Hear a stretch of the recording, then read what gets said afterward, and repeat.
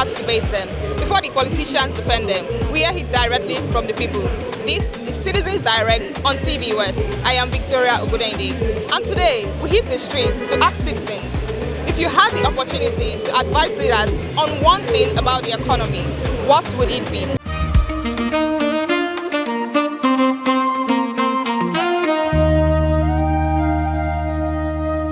For many Nigerians, the rising cost of living has changed how they spend, save, and even plan for the future. From food prices to transportation and other daily essentials, many households are really feeling the pressure. But beyond the challenges, how are Nigerians really adapting? And what solutions do they think can make life more affordable? Let's go.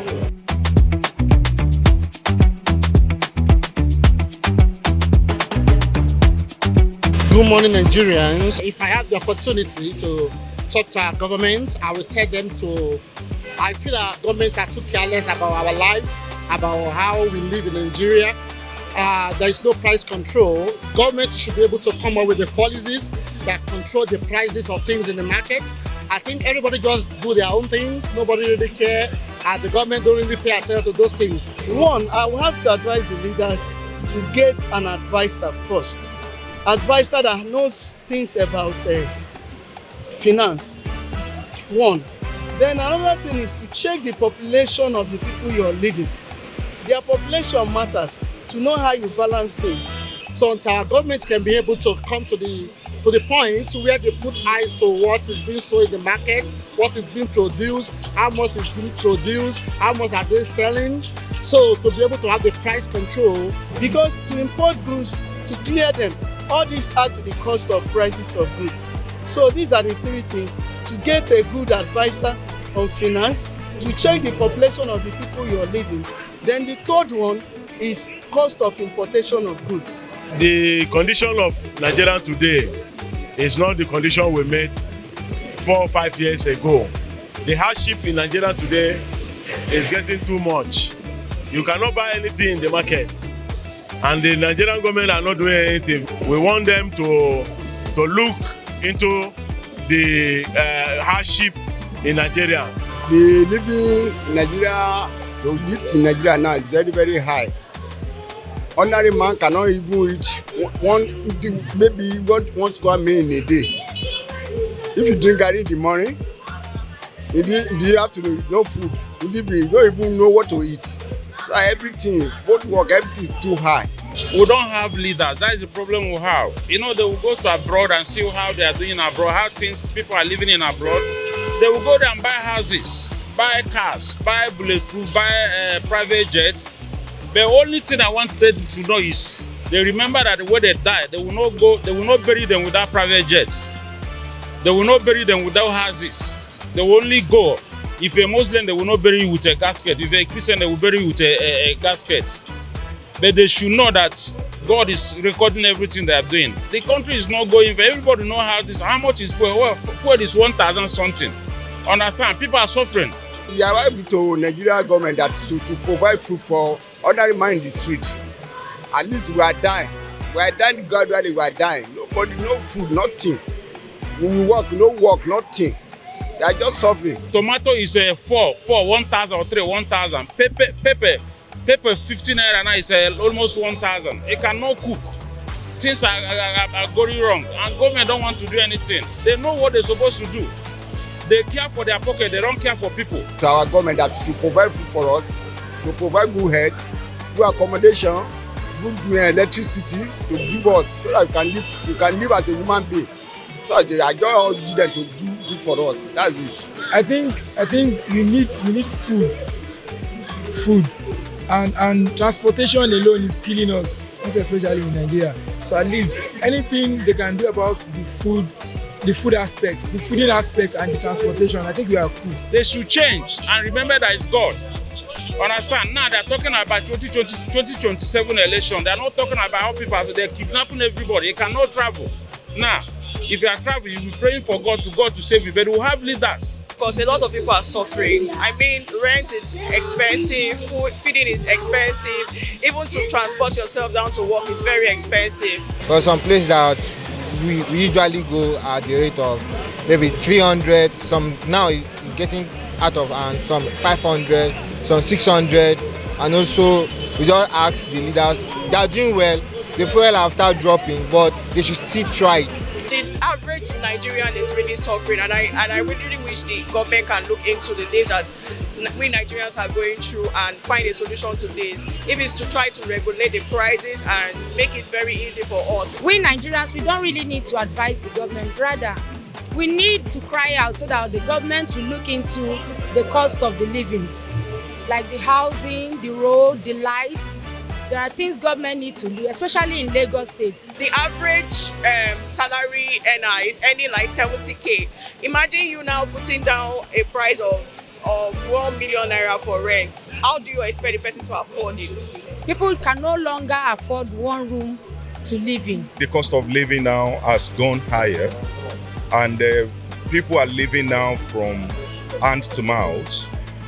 Looking at the situation in the country and the minimum wage, and back to your question that what would be my advice to the leaders, to the government, is number one, there should be consistency in paying their salaries.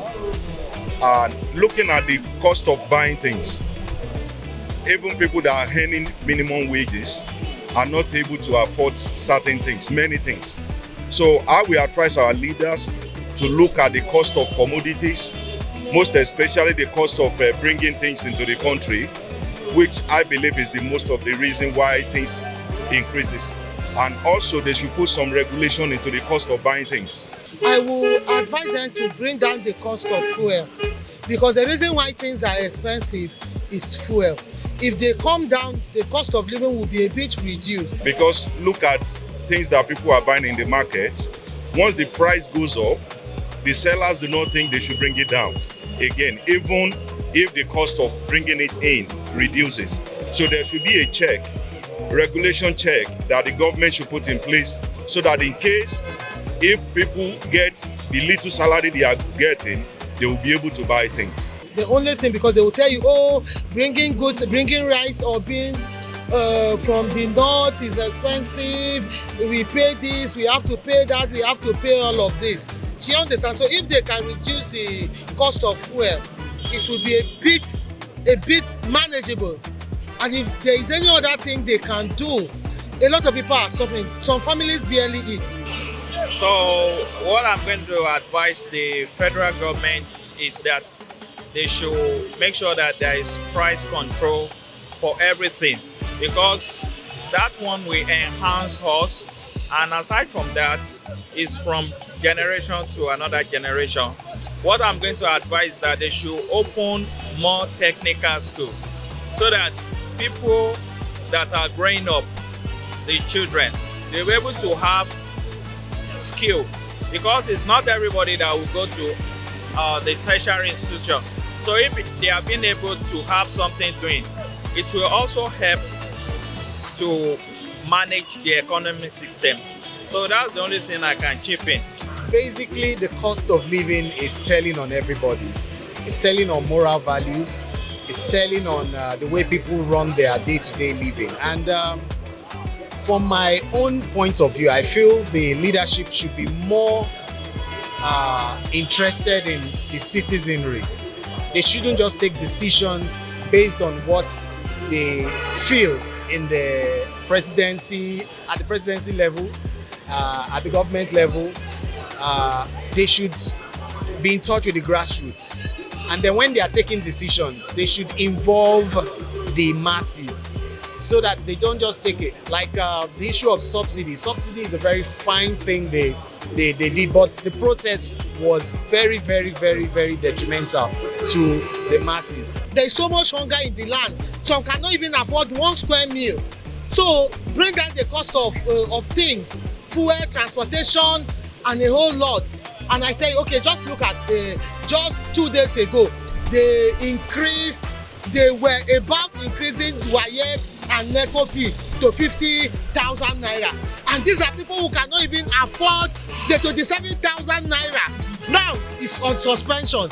Who knows if they will come up tomorrow and continue with the 50,000 naira. Now what will now happen to poor families that cannot afford it? Children will be dropped out from school. increasing more suffering to the people of Nigeria. The number one issue facing causing cost of living in Nigeria, I would say, is insecurity. Number one, when there is insecurity in some other places, you see that people will start moving to a particular place, like in Lagos, and everywhere will become congested with population. And if everybody is congested, if everywhere is congested like that, you see that number one cost of living is housing. Once everybody is congested in a particular place like that, you see that landlord will start exaggerating the price of housing. So in that case, I think government should make economic state more than Lagos. Like there should be different economic states than Lagos, and everybody coming into one place, and not like only Lagos, not everybody. So I believe that they should consider the masses, engage them in the process of policy making, and I feel it would make things better. And then with the re-election issue, you don't need to campaign if you are doing the right thing.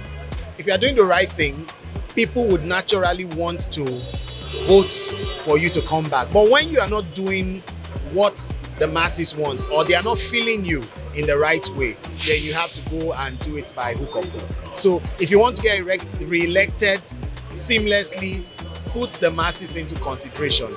That is, you voted, you swore to secure our lives and our properties. That is your main priority. Secondly is food market. Insecurity have made farmers and haters clashes. So in this, there's a short of food in the market. So if government can look into price regulation, because if you go into market to go and buy something now, you see that everybody are giving their price in a different rate. So there should be an agency that will be regulating price of things in the market, so that anybody can go into the market and get whatever he or she wants at affordable price. Because I might go now to go and buy something from a particular person, that person will sell at different price rate. If you go there to get your own from another person, it will be a different price rate. So that is not bringing like a stable competition in our market sphere in terms of food commodity. So if government have anything to do concerning cost of living in housing, there should be decongestion of population. Then there should be price regulation in the marketplace, so that things will come down. And if price of things come down like that, truly cost of living will be easy for citizens.